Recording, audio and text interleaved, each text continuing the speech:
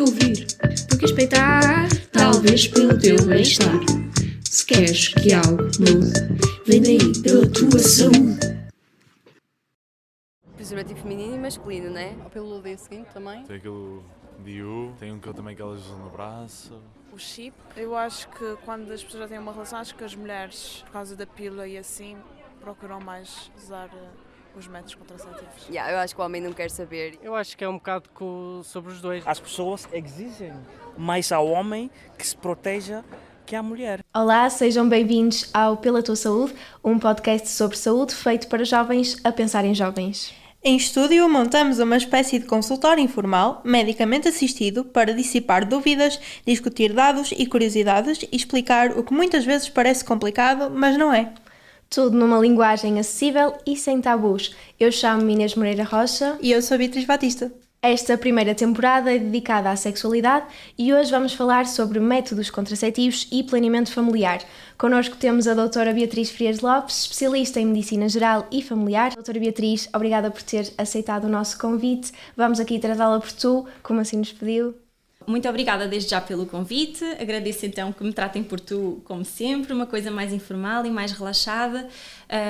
Estou muito satisfeita de poder participar no vosso podcast, que tem aqui uma temática super relevante e super importante para a saúde pública, aqui no âmbito da minha atividade profissional. Então eu exerço medicina familiar e também sexologia, e, portanto acho que faz todo sentido falarmos aqui na junção destas duas em relação aos métodos contraceptivos. Muito obrigada pelo convite e vamos então conversar um bocadinho. Se calhar começamos aqui por perceber quais é que são os métodos contraceptivos mais procurados pelos jovens.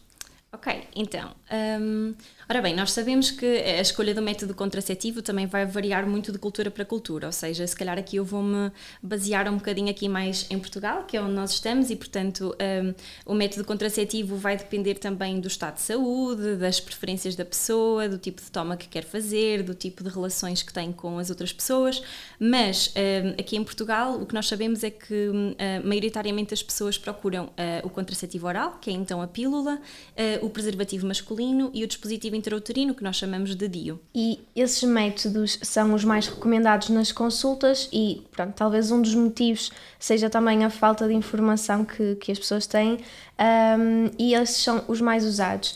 Ainda assim, existem várias opções, certo? Certo, ou seja, os métodos contraceptivos são um mundo e nós temos imensas opções. De facto, nós conseguimos dividir os métodos contraceptivos em hormonais e não hormonais. Dentro dos hormonais, nós temos então a pílula, o contraceptivo oral, temos os adesivos, temos os injetáveis, temos o anel vaginal, temos o DIU, e em relação aos não hormonais, depois temos os métodos barreira, que são os tais, o preservativo masculino e feminino, temos o diafragma, temos o DIU de cobre e depois eventualmente também a vasectomia e a laqueação de trompas também. Portanto, é um mundo, acho que perderíamos aqui se calhar umas boas horas a discuti-los, mas todos com vantagens e desvantagens e portanto acho que é essencial nós pensarmos que não há um método contraceptivo perfeito e que o importante é nós adequarmos o método contraceptivo à pessoa que temos à nossa frente e à sua expectativa, ou seja, a expectativa que tem em relação ao método contraceptivo, como é que vai ser a sua utilização, se é uma pessoa muito esquecida, pouco esquecida, se vai cumprir direitinho, se vai utilizar convenientemente e, portanto, não há um perfeito e nem há um que se adequa a toda a gente da igual maneira, temos é que ajustar à pessoa que temos. E alguns destes métodos são disponibilizados gratuitamente pelo SNS, correto? E, ou seja, como é que as pessoas podem chegar até eles? Certo. É assim, no fundo, aqui valorizar um bocadinho o nosso Sistema Nacional de Saúde, que disponibiliza estes métodos, aliás, uma diversa gama destes métodos, nomeadamente pílula, anel vaginal, os DIUs, os preservativos masculinos, estão ao dispor dos utentes que queiram solicitar uma consulta de planeamento familiar e, portanto, é através desta via. A própria consulta de planeamento familiar também é gratuita, o acesso aos métodos contraceptivos é gratuito e, portanto, temos aqui que valorizar esta parte positiva do nosso Sistema Nacional de Saúde que nos ajuda aqui a melhorar bastante o acesso à contracepção.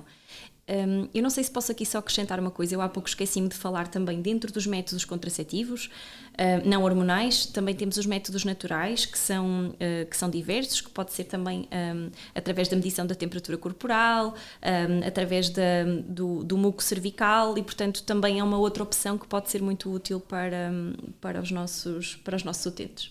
Mais especificamente na pílula, uma das dúvidas de muitas mulheres é quando elas se esquecem o que é que elas devem fazer.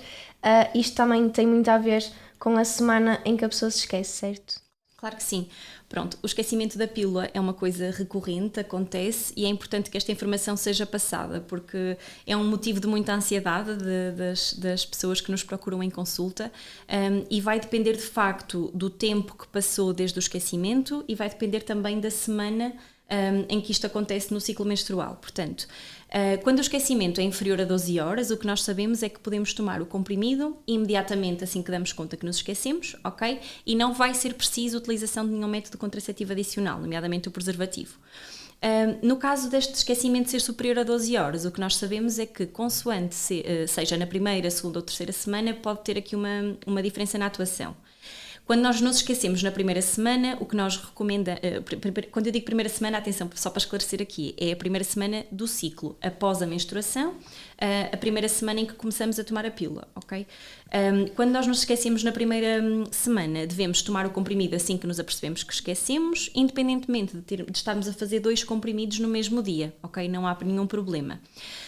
Devemos continuar a embalagem como normalmente, mas neste caso nós devemos utilizar uma proteção adicional nos próximos 7 dias, nomeadamente o uso do preservativo, que é um método barreira. Quando é na segunda semana é semelhante ao que acontece na primeira, portanto tomarmos o comprimido esquecido independentemente de serem 2 no mesmo dia, continuar a caixinha como de habitual e utilizar proteção nos 7 dias seguintes, proteção adicional com preservativo. Na terceira semana, isto muda aqui só um bocadinho porque devemos na mesma tomar o comprimido esquecido, devemos completar a caixinha da pílula que estamos a fazer e neste caso não devemos fazer o período de pausa da pílula, ou seja, o que nós recomendamos é que se deva iniciar uma nova cartela da pílula logo de seguida, não havendo aqui período de pausa. E recomenda-se também a utilização do preservativo durante os 7 dias seguintes. E relativamente aqui aos métodos contraceptivos naturais, que já foram falados, como é que se pode calcular aqui o nosso período fértil? Também é uma pergunta muito, muito feita nas consultas. Pronto, de facto, quem utiliza métodos de contracepção naturais tem aqui uma necessidade maior de saber quando é que será a sua ovulação, não é? No fundo, para evitar aqui a gravidez. O que nós também podemos diferenciar aqui é uma mulher que tem ciclos regulares de uma mulher que tem ciclos irregulares, porque aqui é um bocadinho mais complicado no caso de ser irregulares, mas tudo se faz. Então, no caso de uma mulher que tem um ciclo regular de 28 dias, o que nós sabemos é que contabilizamos 14 dias a partir do primeiro dia da menstruação e subtraímos 3 dias e somamos mais 3 dias a esse dia e sabemos que esse será à partida o seu período fértil. Numa mulher que é irregular, é mais difícil nós calcularmos com um mês apenas e, portanto, nós normalmente fazemos aqui uma média dos últimos meses de menstruação no fundo, subtraímos 10 dias ao ciclo mais longo e somamos e subtraímos 20 dias ao ciclo mais curto. E esse intervalo de dias vai nos dar, então, também o período fértil. Cada vez mais mulheres querem deixar de tomar a pílula e queixam-se das contraindicações da toma, mas existem vários prós e contras, tanto na pílula como em todos os métodos, e como já disseste, a escolha do método contraceptivo mais adequado varia de pessoa para pessoa. Claro que sim. Lá está, eu ressalvo aqui que os métodos contraceptivos são sempre adaptados à condição clínica e às opções pessoais que nós temos dos nossos doentes. Se calhar vou-me focar aqui na pílula, porque tem sido também um motivo de consulta recorrente das raparigas e das mulheres cada vez mais jovens que hesitam em iniciar a contracepção oral ou que querem mesmo suspender porque ouviram que as hormonas poderão estar aqui a ter alguns efeitos secundários e contribuir aqui para a infertilidade e, portanto, estas dúvidas são muito, muito faladas e, se calhar, às vezes pouco esclarecidas. Falando aqui especificamente em relação à pílula, nós sabemos que ela tem vantagens e desvantagens. Eu não gosto de fazer dela uma vilã porque de facto a pílula tem algumas coisas muito boas que nós podemos utilizar a nosso favor, nomeadamente tem uma elevada eficácia, como nós sabemos, quando feita corretamente, permite-nos regular o ciclo menstrual e, portanto, dar-nos aqui uma previsibilidade do nosso ciclo, que é libertador para as mulheres. Também tem uma melhoria dos sintomas hormonais, nomeadamente o controle do acne, o síndrome do ovário poliquístico, as dores que nós temos normalmente nos síndromes pré-menstruais e, portanto, ajuda aqui a controlar uma série de coisas que são importantes.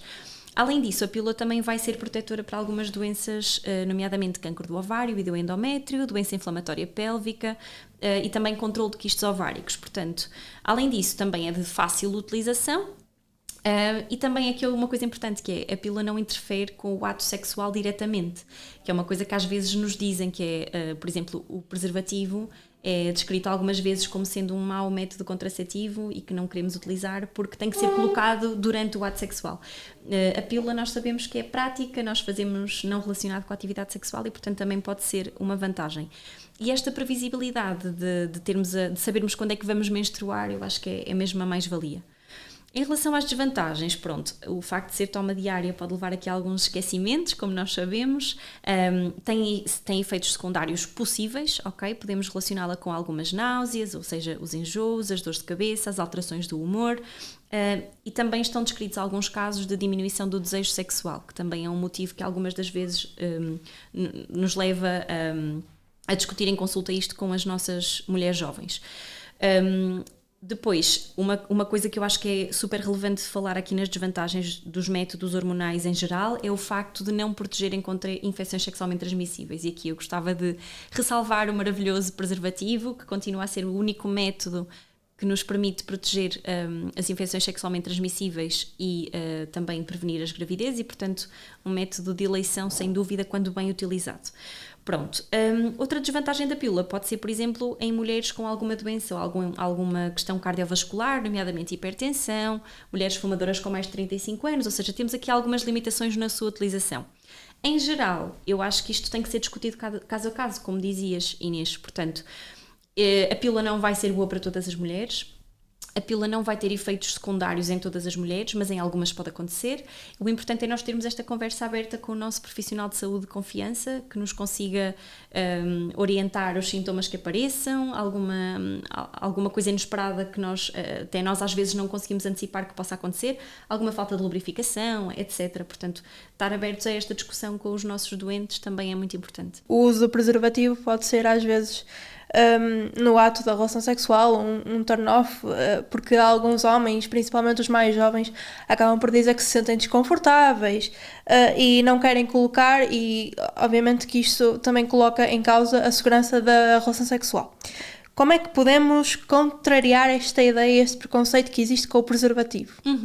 Olha, eu adoro este tema, porque de facto é mesmo um problema, porque na verdade cada vez mais nós vemos os jovens a deixarem de usar o preservativo, os jovens e não só, atenção, cada vez vemos o preservativo a ser mais um vilão. Pronto, principais motivos de não utilização. Porque me tira a sensibilidade. Então eu gostava de dizer que nós temos preservativos com cores, com cheiros, com sabores, ultra finos, com texturas, diversos tamanhos, diversas marcas e, portanto, isto é adaptável, ok? Nós podemos escolher um preservativo muito mais fininho, com uma espessura muito mais fininha e a diferença na sensibilidade ser muito reduzida. Outra questão que me dizem é então o facto do preservativo interromper ali a fase dos preliminares e quebra ali aquela tensão inicial sexual e perde-se o desejo e perde-se a rigidez. Portanto, outra coisa que eu tenho para dizer sobre isto é, nós temos que incluir o preservativo numa parte boa da nossa relação sexual, fazer quase disto um jogo, uma brincadeira. Porque não, enquanto o parceiro ou a parceira nos coloca o preservativo, continuarmos na parte dos preliminares e isto não ter que ser uma pausa desanimadora. Portanto, a minha mensagem é positiva em relação ao preservativo. Utilizar, porque é um excelente método contraceptivo quando bem utilizado, com muita eficácia, muito prático e ainda para mais é o único que protege contra as infecções sexualmente transmissíveis e, portanto, isto não pode ser esquecido. Aqui a questão do preservativo também está muito ligada à responsabilidade que recai sempre sobre as mulheres na toma da contracepção.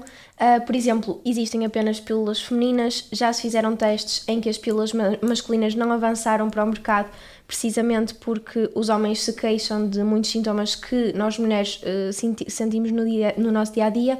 Além disso, também, quanto a cirurgias, as mulheres fazem a laqueação das trompas e têm muito mais complicações, enquanto que os homens podem fazer a vasectomia, não têm essas complicações, e além disso também é possível reverter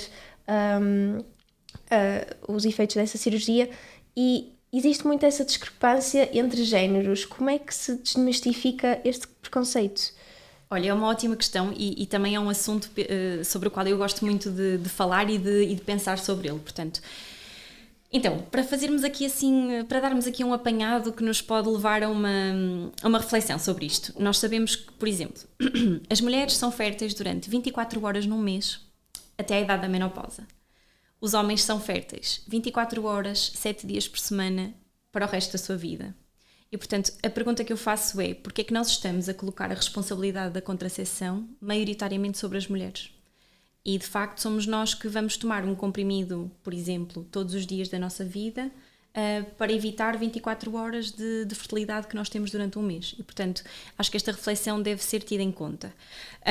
Em relação à questão aqui dos testes que têm sido feitos com a contracepção relativa aos homens, nos estudos o que nós apuramos é que as coisas não avançam porque os homens têm sintomas de alteração do humor e náuseas e etc. Coisas que nós não conhecemos, pois não? Portanto, acho que é assim. Se uns avançam e os outros não, há aqui qualquer coisa que não está bem. Portanto, a minha reflexão também é muito nesse sentido.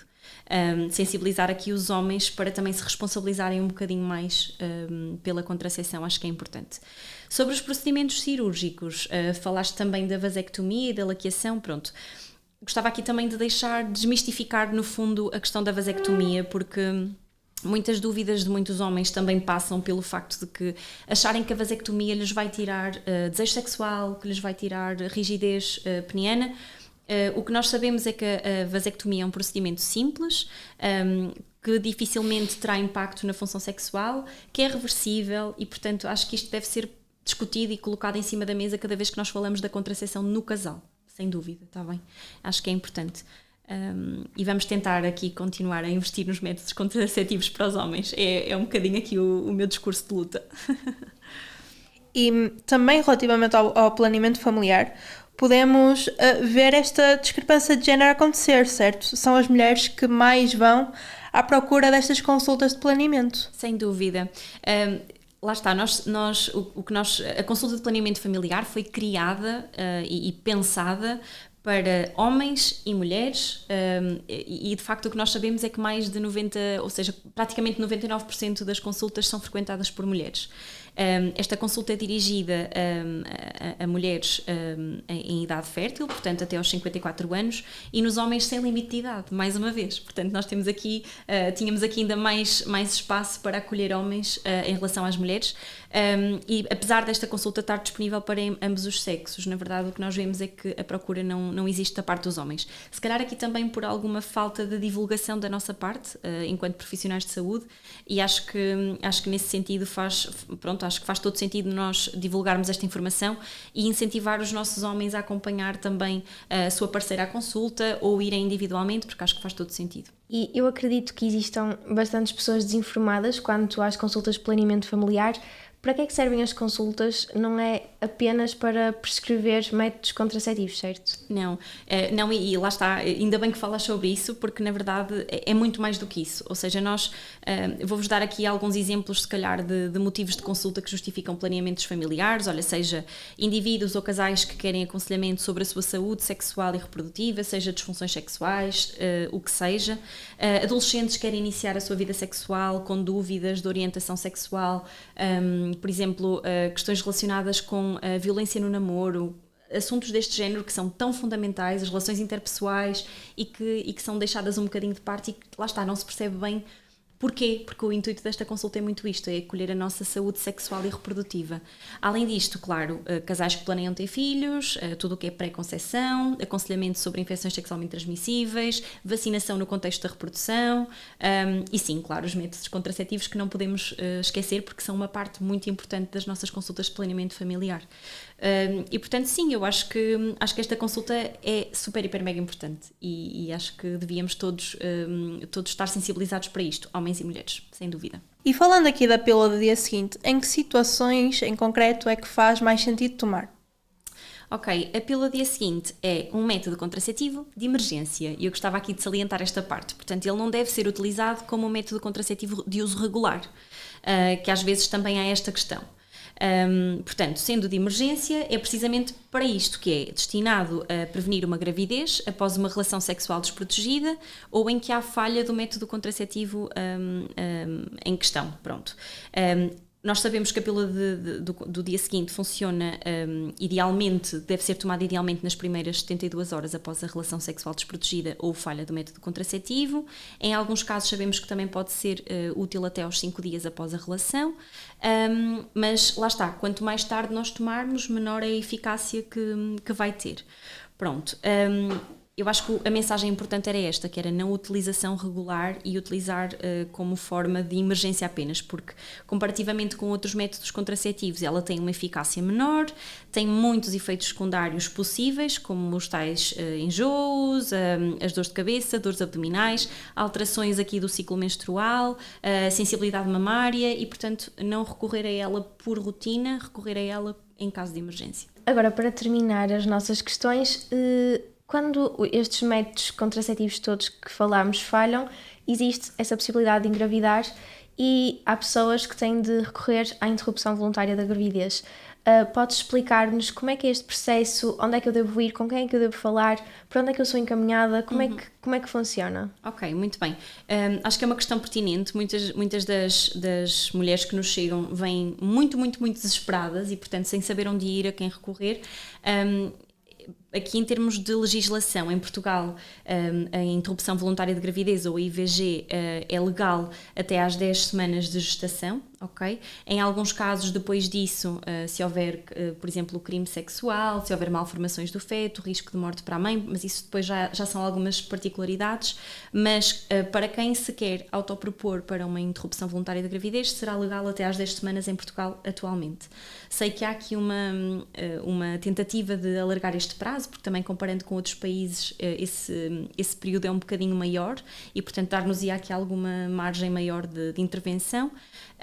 Depois, ou seja, tendo em mente isto, é importante datarmos a gravidez, percebermos com que semanas de gestação é que estaremos e encaminhar as nossas grávidas para centros de referência, hospitais, ok?